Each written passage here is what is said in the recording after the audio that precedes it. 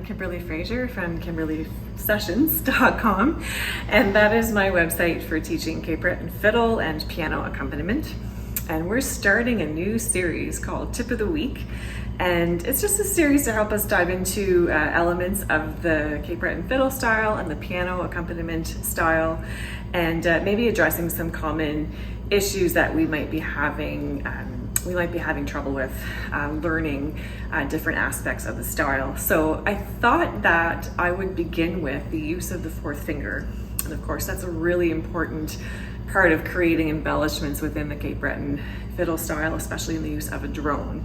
So I played you my favorite march, Donald McLean's Farewell to Oban. And a lot of the tunes in the Cape Breton repertoire are in the key of A. So it means that a lot of tunes are ending on the open A string. So in this case, the march, ending on the open A string. A Cape Breton fiddler is going to take that sound. They're going to use their fourth finger A on the D string to drone along with the open A. And of course, we all know the fourth finger can be hard to engage. It's hard to get in tune. It's the weakest of the fingers.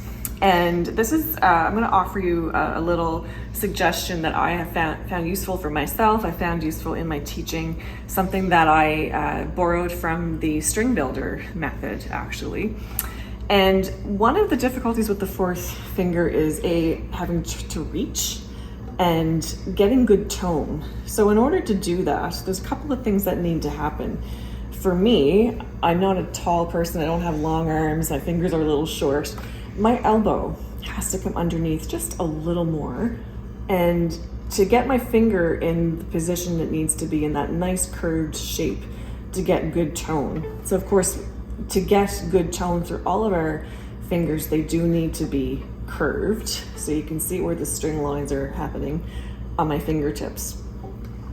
So I find what happens is I see a lot of people with their elbows out and maybe their hands are locking up here in order to reach, and we're getting more of a straight shape and we're not really hitting the string with our finger where it needs to be.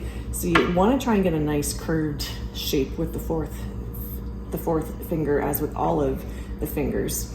What I found useful to help engage the fourth was, and getting it in a nice shape, getting our elbow in a good place as well, is to be able just to get a good pluck of the string. And again, this is an exercise that happens in the String Builder book. So you can see, to get a good sound with a pluck with the fourth finger, you have to curve your finger, first of all. And then it just naturally brings your elbow underneath just a little bit. So if you practice plucking all four strings, you're first of all going to build some strength. And this is particularly useful if you're not used to using your fourth at all. You're actually just going to begin to engage it and build some strength. But again, it's putting your fourth finger in a better position that you want it to be in when you actually place it on the string. So if you just give a couple of plucks, working across the four strings, and not a wimpy pluck. You want to don't be afraid to move the string. Get a good left hand pizzicato for you right-handers out there. So if you notice, the video isn't flipped. I'm left-handed. So if you're looking and you're saying, why isn't that her E string? As I'm plucking the G string, it's because my fiddle is backwards. The strings are in reverse. So you're looking at a mirror image of a right-hander. So I just want to throw that out there too. But